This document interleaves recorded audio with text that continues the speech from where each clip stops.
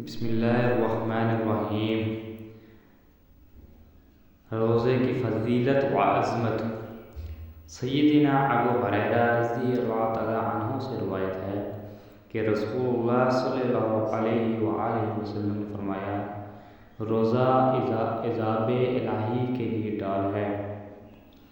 پس روزہ دار کو چاہیے کہ فحش باتیں نہ کہے اور جہالت کی باتیں مثلاً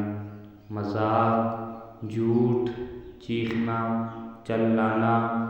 اور شور و غل مچانا وغیرہ بھی نہ کرے، اور اگر کوئی شخص اس سے لڑ کے یا اسے گالی دے تو اسے چاہیے کہ 2 مرتبہ کہہ دے کہ میں روزہ دار ہوں، قسم اس ذات کی جس کے ہاتھ میں میری جان ہے، روزہ دار کے منہ کی خوشبو اللہ کے نزدیک مشک کی خوشبو سے بھی زیادہ عمدہ ہے۔ اللہ تعالیٰ نے فرمایا ہے کہ روزہ دار اپنا کھانا پینا اور اپنی خواہش و شہوت میرے لیے چھوڑ دیتا ہے تو روزہ میرے ہی لیے ہے اور میں ہی اس کا بدلہ دوں گا،